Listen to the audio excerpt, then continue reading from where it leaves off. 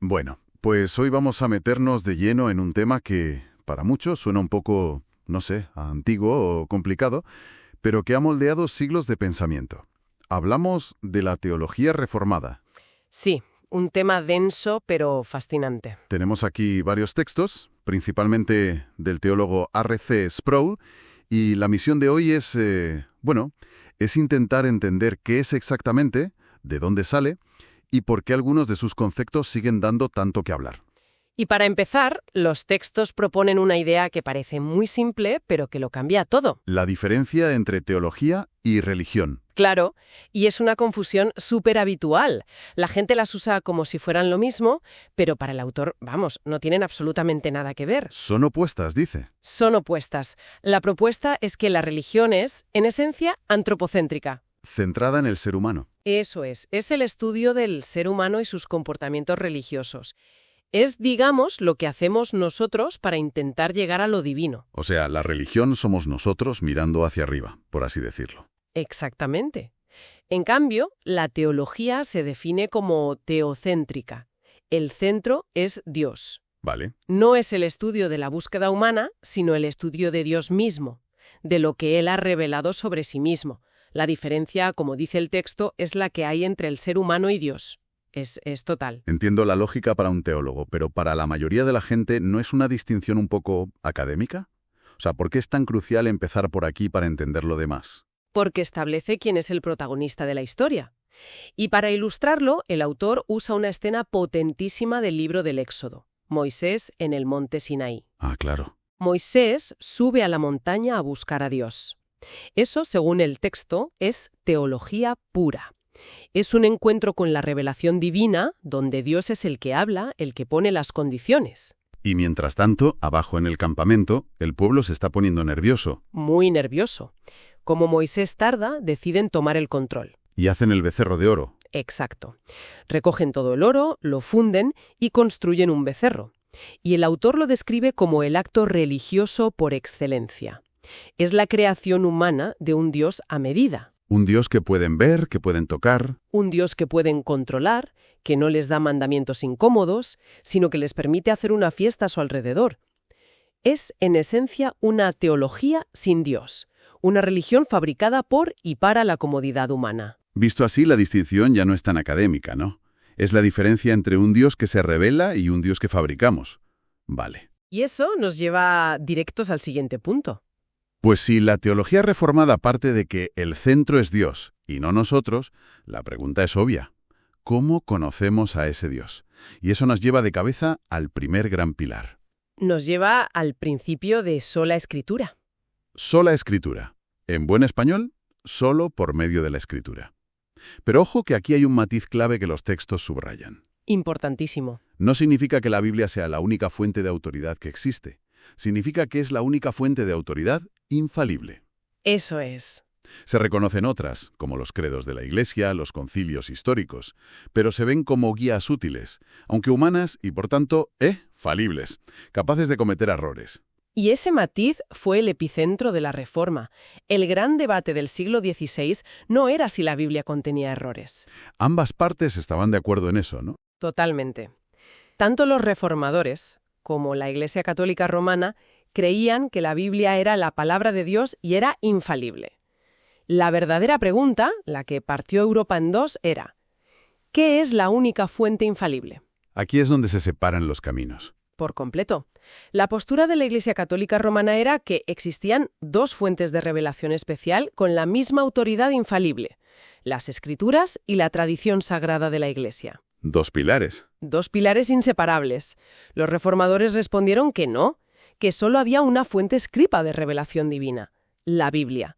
Y la razón es porque la consideran verbum Dei, la palabra de Dios, inspirada por Él. Y lo otro son palabras de hombres. Exacto.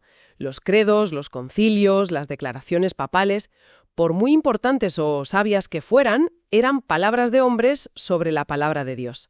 Y los hombres, pues, se equivocan. Y hay un momento en la historia que es casi una escena de película, donde todo esto cristaliza. Martín Lutero en la dieta de Worms. Uf, tremendo. Es que hay que imaginar la escena. Está frente al emperador del Sacro Imperio Romano Germánico, el hombre más poderoso de Europa.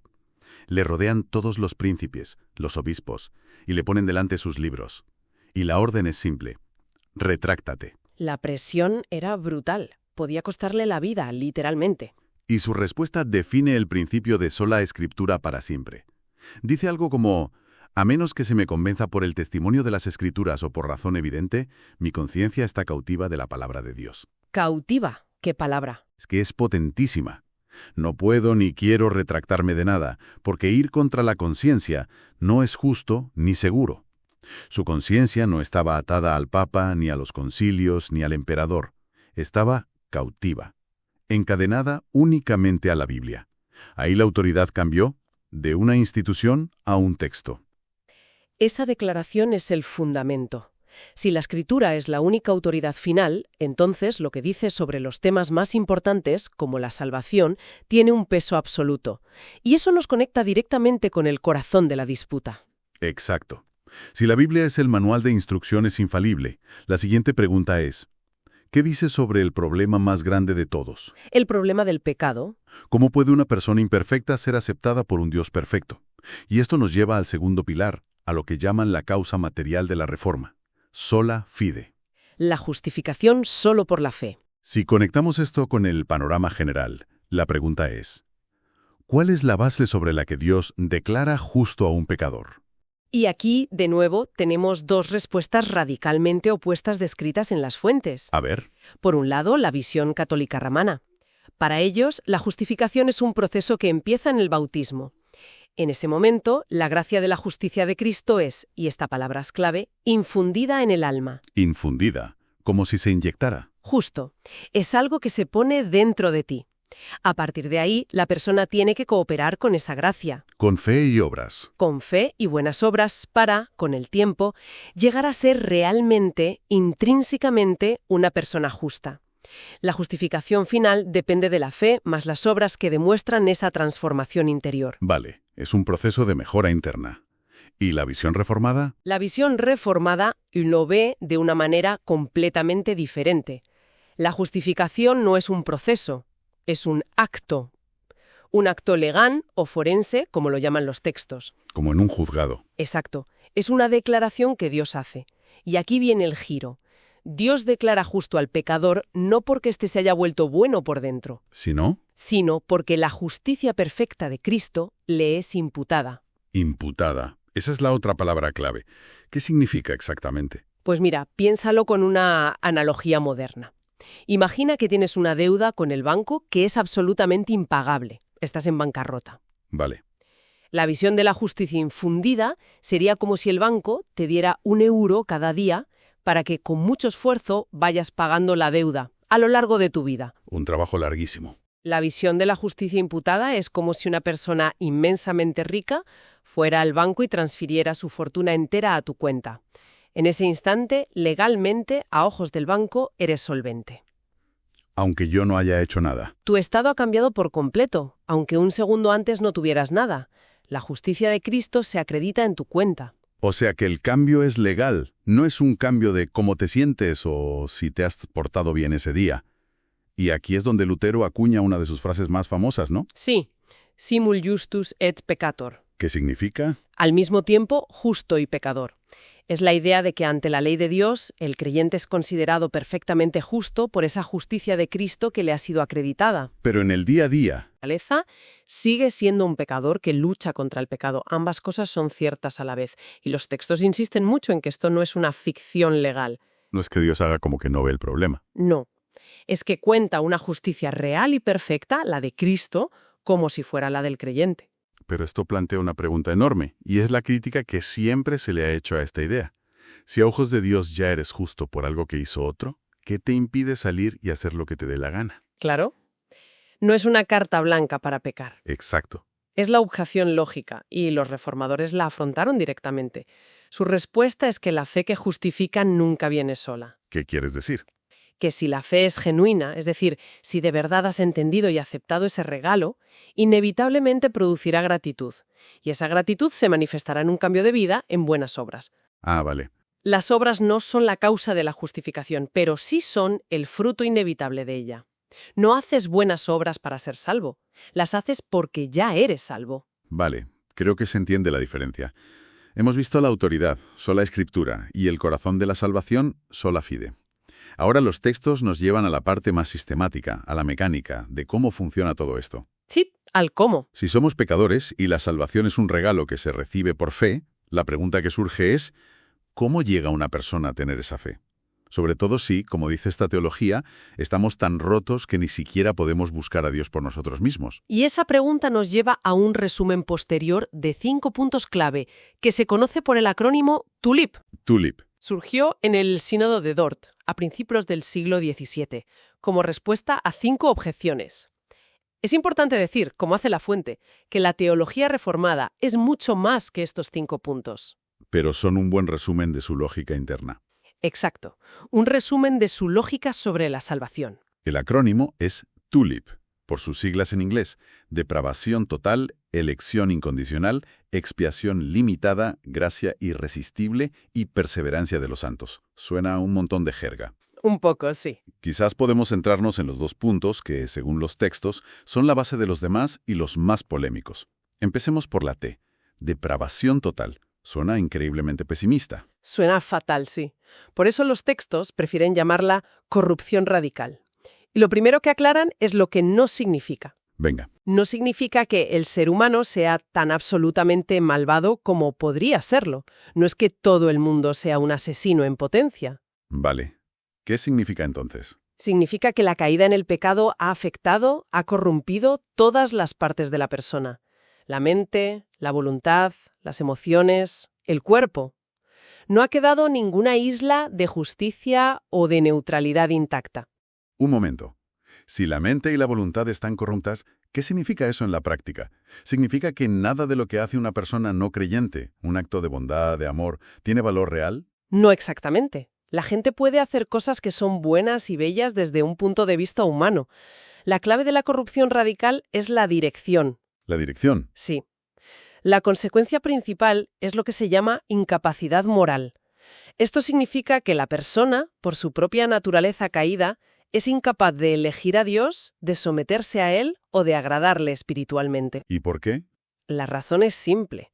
No es que no pueda elegir lo que quiere, es que su voluntad, por defecto, no quiere a Dios. Está inclinada hacia sí misma. Su brújula moral está rota y siempre apunta al yo. Vale, eso es un problema serio. Porque si nuestra voluntad es incapaz de elegir a Dios, si estamos, como dicen los textos, espiritualmente muertos... Exacto, muertos. ¿Cómo puede alguien llegar a creer?